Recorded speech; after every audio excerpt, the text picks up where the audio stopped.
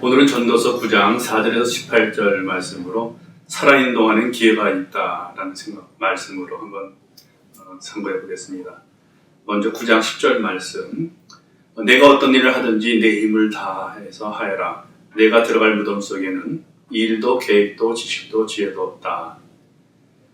앞서서 그 죽음은 누구나 피할 수 없다는 것을 절감하게 된 솔로몬은 이제 살아있는 동안에 어떠한 자세로 살아가야 할지를 후세에게 교훈으로 주려고 합니다. 따지고 보면 살아서 숨을 쉬고 있다는 것만도 신기하고 특별한 일입니다. 이런 놀라운 생명의 신비 가운데 주관자가 계시다는 것을 부인할 수 없습니다. 온 세상의 주인이신 하나님을 인정하는 겸손한 자세, 또 그분의 뜻과 영광을 위해서 살아가고자 하는 낮은 마음은 세상에서 어떻게 살아가야 할지 지혜를 얻게 됩니다. 퀴즈를 보겠습니다. 4절 말씀인데, 살아있는 사람에게는 누구나 희망이 있다. 비록 개라고 하더라도 살아있으면 죽은 사자보다 낫다 말씀이죠. 오늘은 5가지 제목으로 본문을 살펴보겠습니다. 아직 기회는 있다. 범사에 감사하고 즐거워하자. 또 진정한 기쁨의 근원을 찾아보라. 결과에 집착하지 말라. 알아주지 않아도 지혜를 따라 살아라. 이렇게 5가지를 보겠습니다. 4절에서 6절 말씀, 아직 기회는 있다 라는 내용을 살펴보겠습니다. 만약에 얼마 더 살지 못한다는 선고를 받는다면 어떻게 반할 것인지, 적극적인 사람은 그래도 살아있으니 아직 희망이 있다고 살 수 있는 모든 방법을 찾아볼 수 있을 것입니다. 또는 또 자포자기한 마음으로 그저 먹고 마시고 남은 짧은 시간을 즐기자라고 할 수 있습니다. 그러나 예수님 안에서 산 소망이 있는 사람은 분명 다르게 반응하게 될 것입니다. 이 세상에서 생명을 연장시켜줄 수 있는 어떤 것들이 있다 할지라도 그것은 한시적일 뿐 영생을 주지 못합니다. 살아있는 동안에는 죽음을 정복하신 주님을 내 인생의 주인으로 모실 수 있는 기회가 남아 있습니다. 베드로전서 1장 3절에서 5절 말씀, 7절 말씀 보겠습니다. 우리 주 예수 그리스도의 하나님 아버지께 찬양드립니다. 하나님께서는 그 크신 자비로 우리를 새로 태어나게 하셨습니다. 그리하여 그는 죽은 사람들 가운데서 예수 그리스도가 부활하심으로 말미암아 우리로 하여금 산소망을 갖게 해주셨으며 썩지 않고 더러워지지 않고 낡아 없어지지 않는 유산을 물려받게 하셨습니다. 이 유산은 여러분을 위하여 하늘에 간직되었습니다. 또 디모데후서 1장 10절 말씀도 이제는 우리 구주 예수 그리스도 예수께서 나타나심으로 환히 드러났습니다. 그리스도께서는 죽음을 패하시고 복음으로 생명과 썩지 않음을 환히 보이셨습니다. 말씀하셨죠? 7절에서 10절 말씀, 범사에 감사하고 즐거워하자. 솔로몬은 살아가는 가운데 부딪히는 모순들, 회의, 죽음에 대한 두려움을 떨쳐버리기 위해서 그는 즐기는 방법을 택했습니다. 하나님이 주신 것을 감사하고자 하는 마음이 엿보입니다. 즐거이 음식을 먹고 또 포도주를 마시고 깨끗한 옷을 입고 머리에는 기름을 바르고 단정하게 또 수많은 처첩을 거느려보고 살아보아도 만족이 없었던 덧없는 나날들을 지낸 후에 깨달은 듯 사랑하는 아내와 더불어 즐거움을 누리며 가족관계를 소중히 여기는 것이 중요하다는 것을 배운 듯합니다. 수고하며 열심히 살아가는 가운데 평범한 데서 즐거움을 찾는 방법을 터득한 것 같았습니다. 또 진정한 기쁨의 근원을 찾아보라는 내용을 보겠는데, 솔로몬과 같이 긍정적인 태도로 열심히 일하면서 하나님께서 허락하신 하루하루와 주신 모든 것들을 즐거워하는 것은 당연히 그리스도인들의 삶이겠죠. 그러나 거기에 머무른다면 하나님을 모르는 사람과는 큰 차이가 없을 것입니다. 하나님께서 내 마음에 든 사람, 내 마음에 합한 사람이라고 인정해 주셨던 그 다윗의 고백을 보면 그 이상의 것, 더 차원 높은 기쁨의 근원이 무엇인지를 알 수 있습니다.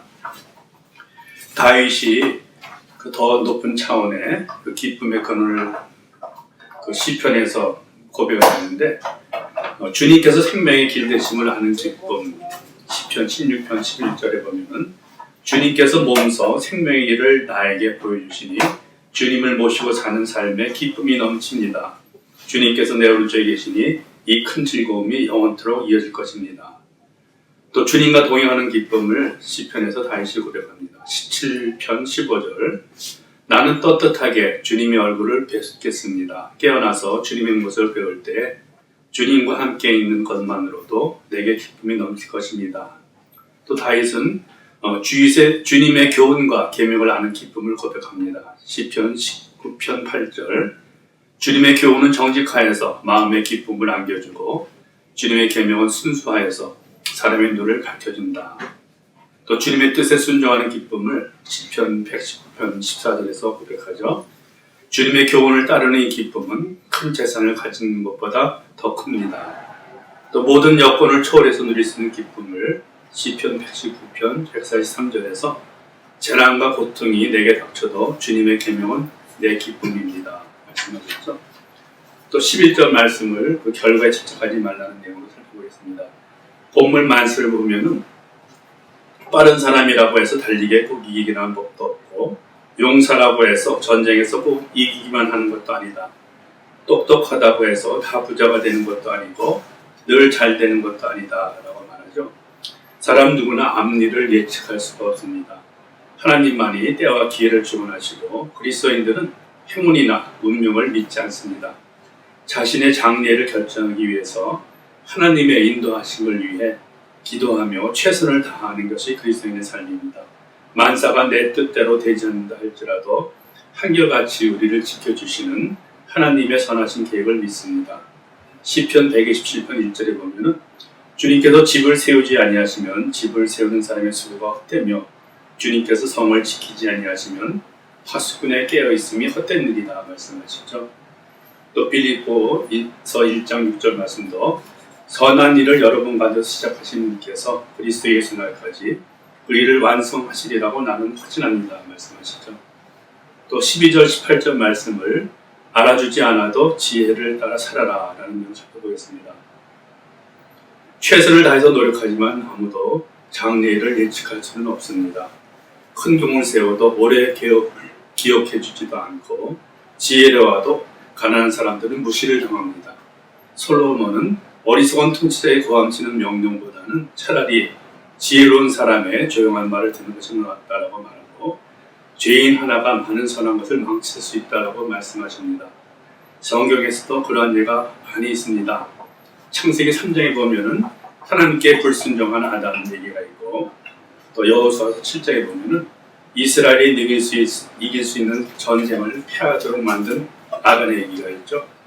그 다음에 사무엘하 24장 말씀 보면은 이스라엘의 큰 어려움을 가져온 다윗의 실수 예가 있습니다.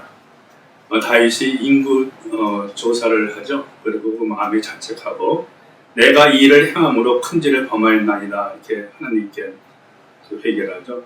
그때 예언자 갓을 통해서 세 가지 선택을 하게 합니다.